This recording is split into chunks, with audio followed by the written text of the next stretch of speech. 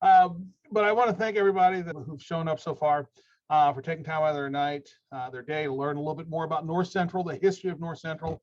And I had the good fortune of being here when Bill Gouldy, who's going to share with you shortly, first started putting that book together so many, many years ago, and learning a lot about the school that I had been in for a long time as a teacher. And I learned more about the environment, why we do certain things that we do. He's going to talk about traditions and where they came from, and how we still celebrate those today. And it's just become who we are. Obviously, the pandemic has caused some concern because certain things we can't do right now. But as our community and environment, our world starts to come back together to whatever normal looks like, we'll have a better understanding as to why we do it. So that's enough of me. You're here for Mr. Gouldy tonight, so I will turn it back over. All right. I have the honor and privilege of introducing Mr. Bill Gouldy, who was a beloved teacher at North Central for over 30 years. And when we say he literally wrote the book on North Central, we can say literally and not figuratively. He really did write the book on North Central. Back in 2004, he published Hopes, Dreams, and Books, the story of North Central High School, 1956 to 2004. So when the PTO started thinking about what we wanted this meeting to look like and what value we could bring to information-wise to parents in our community, we realized that in a year that we have not been able to do everything that we would like to do, that tradition was vital, and remembering who we are and why we're here. And we could think of absolutely nobody more perfect than to share his expertise with us than Mr. Gouldy. We so appreciate you. We so appreciate you being here, and we are ecstatic to learn from you this evening.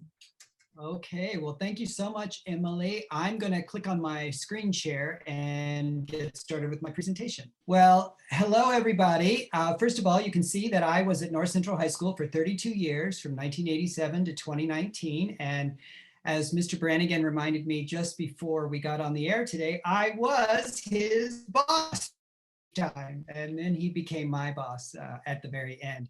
So I'm very happy to be with you tonight. What a kind of ominous day on the Ides of March. We have a little bit of ice and wind today, and so glad to have the power on tonight. My goals for this evening, I want to just give you a brief history of North Central. I'm not going to go into a great deal of detail, but just some of the milestones that I think are important for understanding our traditions. And then I'll get into some of those traditions as well. You see on the screen a photo of the King's Court Singers from 1989, and I put that on here just because I thought, well, maybe somebody in the audience tonight is in that photo or may know some people in that photo. I also put it up on the screen to say I'm not really going to focus on performing arts and sports as a tradition tonight. That could be a different talk. Emily sent out a survey, and I kind of went off the survey and the results of that survey of what you were interested in. So that's more or less what I'll be focusing on tonight. So how do I know this information? Emily mentioned that I did write the first history of North Central High School. And in the late 1990s and the early millennium, I was able to sort of do a lot of investigation and interview some of the former principals who were still alive at that time. Sadly, all of them have since passed, the early years at least. I was also able to talk to former teachers, parents, students, etc. And then in addition to that, we have a nice archive of information down in the lower library, not only of North Central, but also of Washington Township. We had an assistant principal here, Mr. Brannigan knows him, Mr. Boer, who was here for many, many years. And he collected everything. And that became the basis really for the North Central Archive. He never threw anything away, and some incredible treasures, including the fact any announcement that was read over the PA to the students from the 1950s, 60s, and 70s, he kept all of those. So really wonderful things. Also, I used newspaper articles from the time period. I have to tell you that this is pre, newspapers.com and all the easier ways to do research today. I had to do it the old-fashioned way back then with microfilm or hope that somebody had clipped the articles. I have this picture up of the staff from 1959 because some of those folks in the photo I did interview. I was not able to interview J. Everett Light, who is here in the middle of the photo. Can you see my cursor on the screen? Okay, great.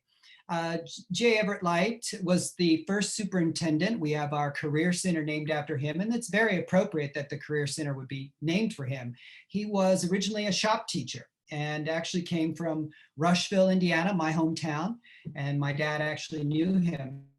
Next to him is Dr. Gene Schwilk. He was our second principal. I was fortunate to interview him, and he was quite forthcoming with a lot of interesting information. He was not our principal for very long.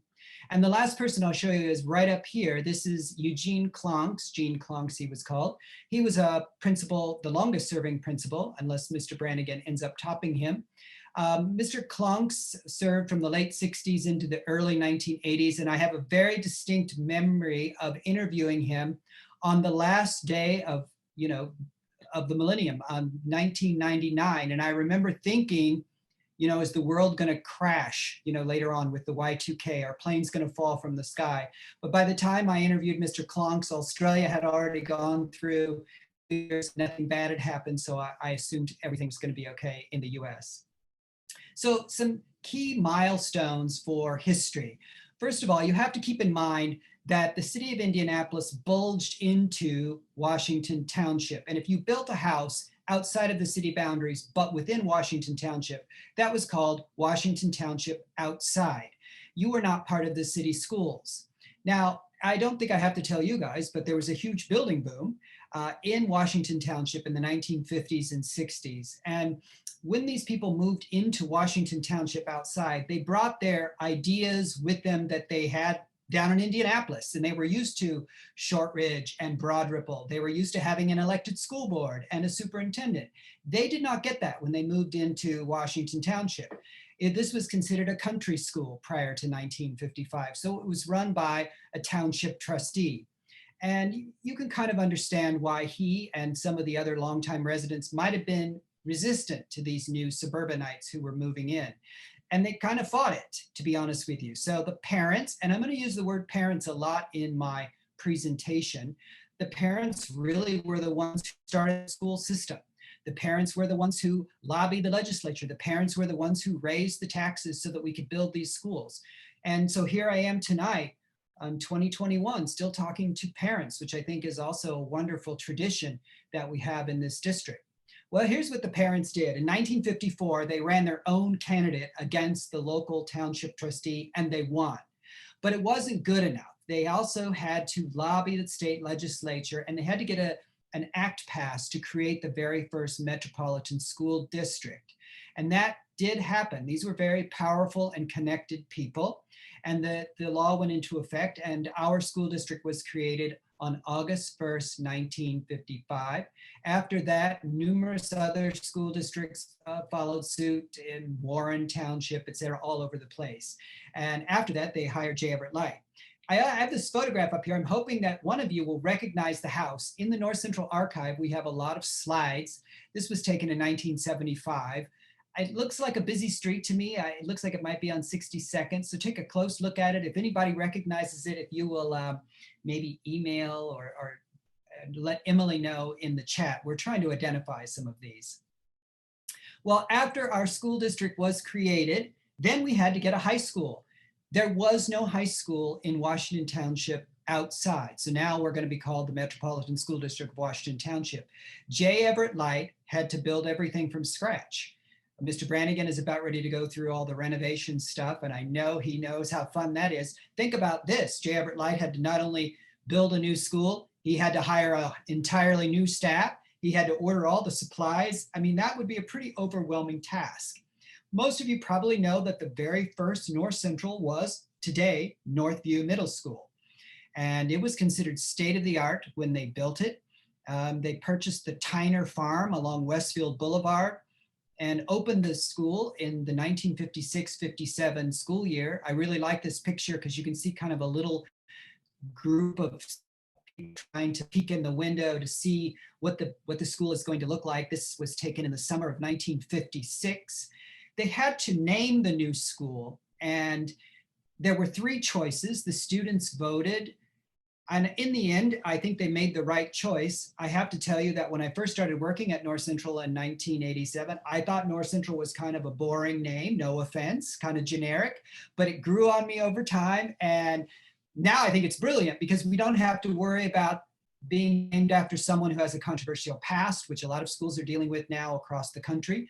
We aren't doing cultural appropriation because here were our three choices. North Central, they could have also chosen Francis Bellamy, the author of the Pledge of the Allegiance, so we could have been Bellamy High. And the third choice, which I'm very relieved we did not choose, Tecumseh, because of course then that would have brought in all kinds of other issues. As I said, J. Everett Light had to hire a new staff. You saw this slide earlier. This is the staff in 1959. He hired people with master's degrees, very expensive for the time and still would be today, but he seemed to have a lot more money than what Mr. Brannigan has today to hire because the funding formula was different. The students also had to choose what the new mascot was going to be. So another North Central tradition started right away in the 1956-57 school year. The options, Panthers, which is of course what we chose. They could have also chose the Vikings. They could have chose the Norsemen. But once again, I think they made a great choice with the Panthers. I grew up being a Rushville Lion, so I transferred very easily into the cat world over to a Panther. Right away, the school had issues because really, to be honest with you, they didn't build a big enough school. They built a state-of-the-art school, but not a big enough school. To show you how impressive the school was when it first opened, you have to keep in mind, in 1957, the Soviets launched the satellite Sputnik. And all around the country, people were sort of blaming the schools in America, like, how could this happen? Well, North Central became the place that a lot of people visited because we had these amazing state-of-the-art science labs right away from the get-go. But the building was too small. By the late 50s, early 60s, it was so crowded in this building that kids had to walk outside to their classroom. Northview is shaped like a V. So the second building, and you may not be able to see that too well, but for those of you who love mid-century modern architecture, you can see North Central High School. Yes, I saw a big wave there.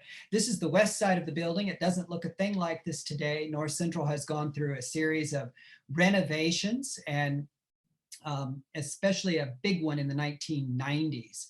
That parking lot to me, Mr. Brannigan, looks very strange. I can see nothing but problems when I look at the lines there, but it must have worked for them. I don't know. The new school was air conditioned, which you may not think is a big deal, but it was a very big deal in 1963. They had done research at the time and they realized if students are comfortable, they do better. Think of that. Wow. And so they were very ahead of their time. Of course, a lot of the building was designed with interior rooms, so they had to have air conditioning. Both the first and the second North Central were designed with bomb tunnels because you have to keep in mind it was the height of the Cold War. We were very scared about nuclear war, et cetera. And so this building was designed not only for the students to go down into the tunnels should there be a nuclear bomb, but the nearby Nora neighborhood could also join us as it was a designated bomb shelter. Many of those tunnels were later sort of filled in with renovation, air, heating and air units, et cetera. Some of them are still there. We were going to dedicate this new building in late November of 1963. Now the history people are already shaking their heads. They know what happened. The United States was plunged into shock and mourning over the assassination of President John F. Kennedy. So they decided, well, we cannot have a dedication at this time. So they had to delay it into December to formally open this particular building. But at least it was big enough. And of course, it's our current building. So let's talk about some of the tradition. This is the very first Northern Lights. And if you can't see the date on this, September 5th, 1956.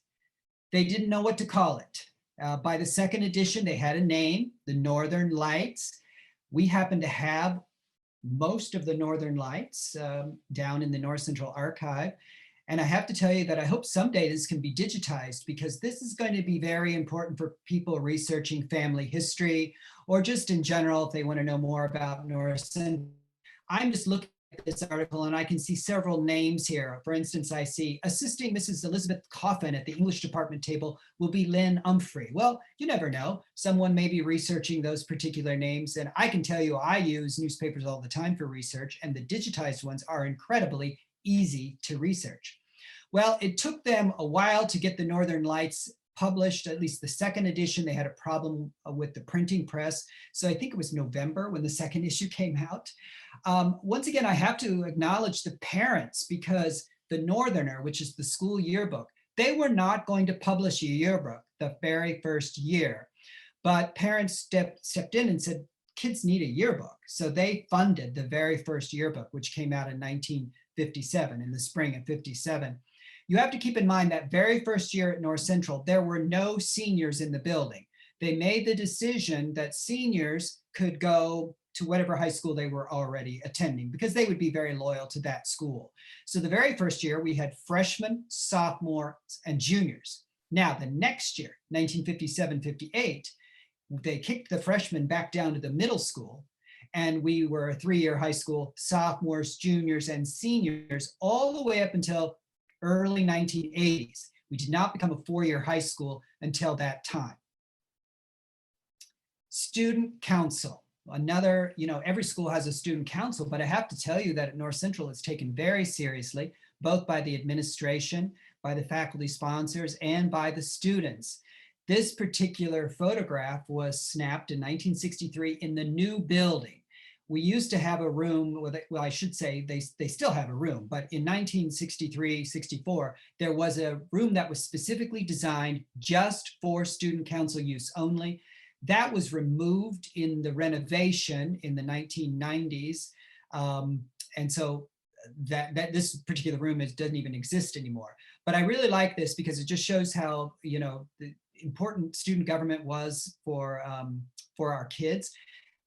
I'm smiling because I'm looking at that lectern that the kid is leaning on. We still have a few of those in the building. In fact, that was in my, I don't know if it's that one, but we have a lot of those still around. I had one in my classroom. Class council, also very, very strong class councils at North Central High School. And what I love about both groups is that students have to give a speech. They have to convince their peers why they are worthy of the job. And we always make time to listen to them. So I probably was sitting in the auditorium with my homeroom in 1996, listening to this particular senior class give their speeches. And so it's a nice tradition. I should probably warn the senior class presidents that they are president for life, and they're the ones who have to organize the alumni meetings, etc. Somebody should warn them. Nobody ever does. Dances. So there's nothing unique about prom or homecoming. Every school has those, of course, but we always have had many, many different kinds of dances here at North Central. Some have come and gone. For instance, the freshman middle school dance, I don't think we do anymore, and I'm relieved that we don't. I used to have to sponsor that. And I'll just be honest with you, I wasn't as used to middle school kids as I thought I would be. So anyway, this particular photo was snapped in 1957. This is the prom from that year. We also have senior grad dance. Probably most of you know about that. It's kind of similar to prom. It's at the very end of the year. The parents, years and years ago, organized Blast Off, which is a nice event which happens after grad dance. It has a really interesting theme, sometimes very elaborate. I have seen many of these. I never had to chaperone these. I know Mr. Brannigan had the privilege of doing that for many, many years, but it's a nice thing for the kids. They play games, etc. I think, to be honest with you, the parents organized it as a way to sort of keep tabs on their son or daughter after the dance, but there you have it. I did chuckle. I was kind of reviewing my notes. Over the years, administrators have sort of struggled with the different kinds of dances that students have managed to, perform on the dance floor. In fact, Milo Ike in the early 1960s, who was one of our principal, told the students that he did not want to see the twist at the North Central prom because it brought undue attention to themselves and was exhibitionist. So there you have it. There have been other times. I think Mr. Ike would be shocked if he visited a North Central dance today or even watched maybe the Grammys. So Junior Spectacular. We have had Junior Spectacular from the very beginning. Sorry, this photo isn't that great, but the very first one debuted in April of 1957. The idea did not come from North Central. It actually probably came from Shortridge, where it was called the Junior Vaudeville. Howe High School had something called the Follies. Arsenal Tech had something.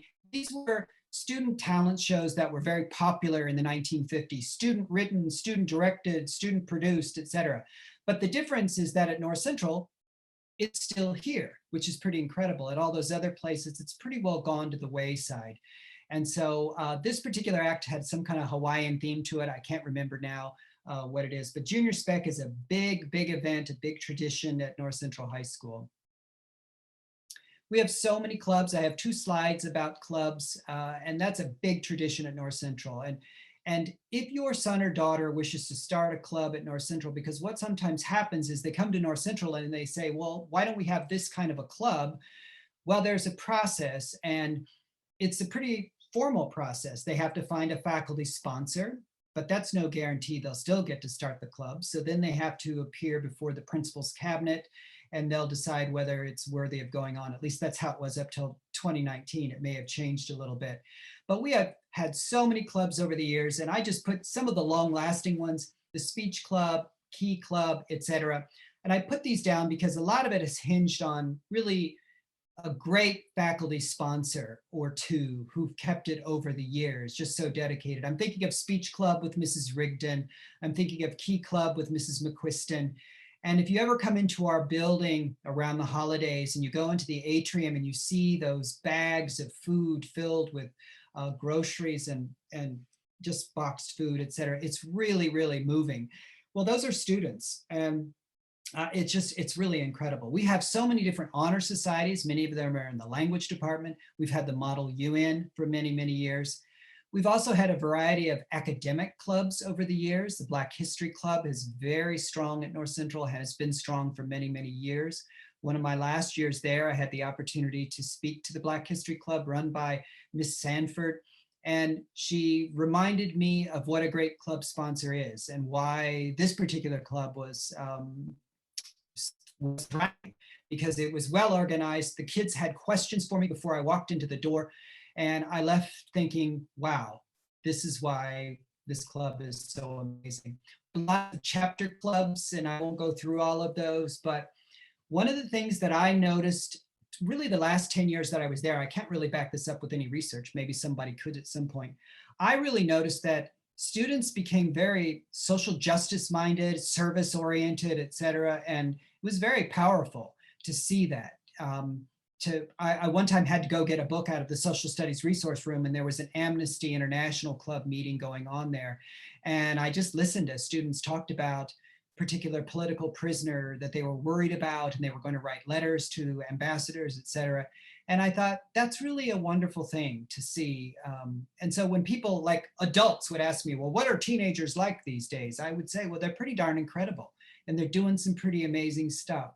We've had political clubs for years, the environmental club for many, many years. We've also had many clubs come and go. For instance, there's no reason to have the slide rule club anymore. We also have had some frivolous clubs, I guess you could say. I don't think they're around anymore, so I think I can talk about them. But the Cake Club, do you remember the Cake Club, Mr. Brannigan? All they did was they got together and ate cake after school. You know, good for them. But there were some fun ones too. The Harry Potter Club, Dungeons and Dragon Club, you know, there were all kinds of different kinds of interesting clubs, that the History Club, the Robotics Club, etc. One of my favorite ones that was there towards the end, and I don't know if it survived all of this, was ACE, Architecture, Construction, and Engineering. And I'm getting a thumbs up from Mr. Brannigan. What a fantastic club.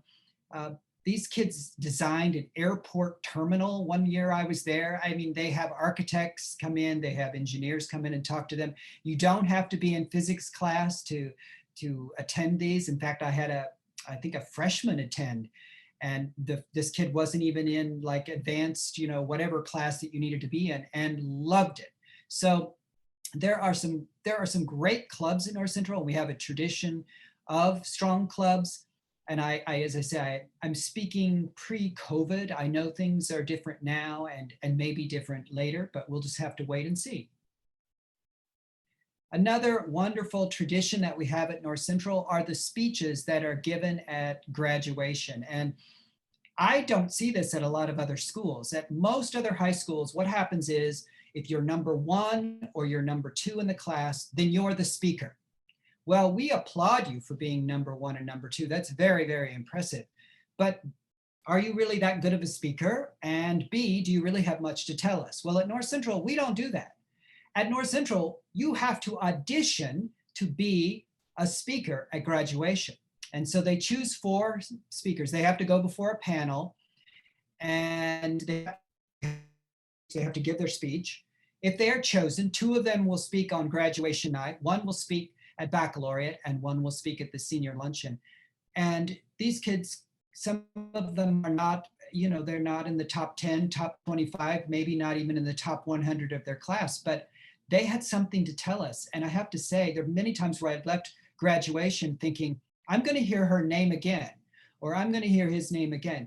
It's not a home run every year, but most years it is. And it's because North Central has this really interesting process where, you really have to write a great speech and you have to give a good speech before we will put you up on that stage. And so I have to say that's one of my favorite things. Another tradition, and I have to thank Emily Kaiser for taking this photograph for me, is that we generally do not walk on the mosaic in the Student Center. Now, it does help that for part of the year, we do rope it off. But I will say that even when we take the ropes down, the majority of students do walk around the mosaic. Those who do walk on it, maybe they're clueless, maybe they're defiant, I don't know. But most kids do walk around it. I don't know if you guys have ever really studied the mosaic before. It's a very abstract design. I've never found out who the artist was. So if anybody out there knows, please let me know. It was designed in 1963 for the second building. And I'm going to use my cursor and I'm going to point out a few things. I think you'll be able to see what I'm talking about. I don't even know where everything is. All right, this one I didn't put on there, but you can see the compass here in gray. So the protractor you can see in front of you, every department is represented. So the math department, social studies department, etc. The basketball is up here. Now this black line that you see right here, it's a very abstract musical note. So you can take a look at that. Then you can also see the paintbrush. Now here is the stem of the brush. The actual brush is this black part right here. It looks like it might be on an easel of some kind. Somewhere in there are some dividers. I don't know where that is. Theater mask, very easy to see right here in the front of us. Now this next one is kind of pushing it. All right, North and South America, but I want to show you where it is so you can see it, okay? This is North America right here. You can kind of see this is either Texas or Florida. I can't tell. This is Central America right here, and the white part is South America. So I don't know if you're buying that or not, but that is our mosaic, and we have a tradition of, not stepping on that.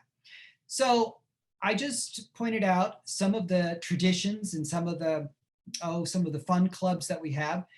This particular sculpture is called Arrows of Direction, and I think this is a good one to sort of close out on tonight. Arrows of Direction was designed in 1989 by a student named Martina Neerling, and Dan Howell, who is the art teacher from student government, probably from parents. And the sculpture, if you ever take a look at it, Mr. Brannigan, is it still there? Before I even talk about it, can you give me a thumbs up? Okay, it is. All right. The sculpture is pointing in all different kinds of directions, representing all the different ways in which paths in which North Central students will depart when they leave our wonderful building. And I have to say, I think North Central is a special place, and it's not just because I was there for 32 years, but it's got a lot of really wonderful traditions. And I just speaking to a lot of the alumni and a lot of the graduates, they have a lot of fond memories of some of these special traditions that we have. So that's my little 25-minute blurb or so on North Central traditions. I don't know if it was 25 minutes or not, but it was close. Emily, do we have any questions? Well, we had one question. Somebody was asking what year the mosaic was installed, but Mr. Brannigan knew right off the top of his head, 1963. But I think it was it in the mosaic? Is that how you got it? And see, Mr. Brannigan. It was. Very good. I have a Mr. question. Gouldy, go ahead, Beth. I just wondered when the other middle schools were built Yeah. and in what order. So they worked their way kind of up. They built elementary schools first, and then the very first two middle schools were Eastwood and West Lane. And those were built about the same time, or maybe a year before North Central.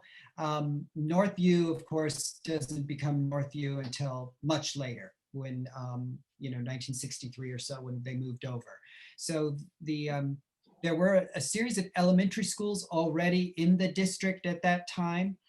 For instance, Nora School predates, the foundation of the school district, the same with Crooked Creek, the same with John Strange. But then in the 50s, they built tons of the smaller elementary schools that we still have around today. Thanks. I was just curious, as I've got some questions coming in. Mr. Gouldy, your tenure there kind of aligns with when the internet happened and email and all of that. And, I'm, as someone who didn't have email in college, I can, kind of relate. But how did that impact how North Central changed as the whole interweb and that whole era began? That's a great question. I can actually remember the moment it came to North Central, because I'll be honest with you, I am not the most technologically advanced. And so when new things come, it takes me a while to learn. Like this was my first time to give a Zoom presentation tonight. So I'm always a little behind. So the internet came to North Central in the mid 1990s, and I was the social studies department chair at the time. And I can actually remember leading my staff on this new thing called the World Wide Web. And I remember even saying it like that. Now there's this new thing, and it really was revolutionary. I mean, it changed everything. And it on some level, it made life really, really easier for teachers. I did chuckle. One of my last years there, the internet went down. Now, for an old school teacher like me, it was no big deal because I don't need the internet. I don't put my lessons on the internet, etc. For the younger teachers, it was like a horrific moment. It was a terrible day, for them. And but it really has been really one of the biggest revolutionary changes in education, really. I mean, I have to say, and it has its good parts and bad parts, of course. All right, we have a question. We have a couple of really good questions, actually. So two people have asked how they can get a copy of your book. And I will say, I covet the copy that I have, and I won't let anybody take it out of my possession. So how can people get a hold of that? Well, good question. So it's out of print. It was not a bestseller, if you can imagine that. So what ended up happening, there were boxes of them that were left over, and I used them as graduation gifts over the years, and I gave my last ones out my last year there. But here's the thing, if they want to get a copy of it, the Nora Library has a copy of it, the North Central Library has copies of it, and so they are out there. I forget, there are a couple other libraries that have it as well. But unfortunately, it is out of print. Well, lucky to know we can still get it from libraries and read it. Yeah. Okay, somebody, and actually I found this so intriguing when I talked to all my friends who are alumni. Jenny wants to know, did you ever do research on the girls' clubs at North Central, like Dolls and QOH? When I meet people who didn't go to North Central, they think it's the strangest things that we had mini sororities. Yeah, that's left over from the sort of early days. They lasted into the 1990s. There also were boys' clubs as well. Those died first, but that came up from Shortridge and other schools. Those were very big in the 1940s, 50s, 60s. In fact, I just interviewed an elderly woman here in Irvington who's in her 90s, who attended Howe High School, and she talked about a group called the Sub-Debs that she was a part of. So these were sororities and fraternities for high school kids. They weren't necessarily loved by administration or by other students because they were very exclusive, and just like fraternities and sororities at college campuses, it can be pretty disappointing if you get rejected by one of those. But they were still here all the way into the 1990s. And I will be honest with you, I'm kind of glad they're gone, but I'm sure they were popular for some kids. This is probably, I love this question because I've never really thought about it. Who was the big rival back in the old days before the outer suburbs arose? Oh, good question. We've always had a rivalry with Carmel. I mean, it does seem to go way back. I haven't, I found evidence that we were rivals with them all the way back into the 60s, but good question. I can't really answer who would have predated Carmel, but the Carmel has been there for a while too. Well, and I feel like there's still some tension, or there was in kind of reading your book and stuff, there was some tension with, Broad Ripple High School and Shortridge and students whose parents made them come to North Central versus staying, where they had started high school. So I would assume there was a little rivalry that went on there. Yeah, I'm sure. A lot of people were jealous of kids who went to North Central. I see that a lot. This was sort of a very desirable place to live. And one of the things I probably should have mentioned earlier is that, when you look at the folks who moved in here, this was kind of a dream for a lot of people. And early on, it wasn't very diverse, but from the moment that we became a school district, there was a small African-American population here. And that part of the story is also interesting because they also are coming here for the schools, et cetera, and they're building their dream homes, but there are obstacles in the way. And so Indianapolis in the 1950s and 60s, very racist, very segregated in housing. So African-Americans who wanted to build their dream home in Washington Township sometimes had to get a mortgage from a bank in Louisville, Kentucky, et cetera. So there are all kinds of interesting stories here. But what I did read a lot was that many, many schools were jealous of the kids who went to North Central. And there was no love lost for this school. So we had a lot of rivals, I think, in the early years. Okay, so this question is regarding performing arts. North Central performing arts is known, obviously, statewide, countrywide. And this person wanted to know, has it always been since the beginning, or did it develop with a particular time period or teacher? I think it's almost been from day one. They hired a series of excellent choir teachers, music teachers, et cetera. And it's been strong from day one. And it took a while to build all of those programs, including sports. It took a while for various teams to sort of get to a point where they were considered, competitive. But performing arts seems to be, from what I've researched, strong all along. Excellent. Yeah, when I talk to alumni from the early 60s, they still talk about being counterpoints and being, in performing arts and the musicals that took place. So I think, very proud. And, I was thinking about when I was putting together this presentation, what people remember when they're older are the experiences that they had in high school more than, hey, what was period 3 biology like? I mean, yes, they remember some things that their teacher taught them, but what's seared into our brains are oftentimes those experiences that we have in high school. So the clubs that they're part of, the choirs that they sang in, et cetera. And so that's what's nice about a place like North Central, is that there are just lots of opportunities for kids if they want them. There was a question from our very own principal. He wants, what can you share about North Central's first basketball coach? Oh, yes. Okay, very good. So that was Marvin Wood. Marvin Wood was the coach of Milan. Remember that team that won? The movie Hoosiers is based on Milan winning the state basketball championship, I think in 1954. I don't remember the exact year of when Milan won.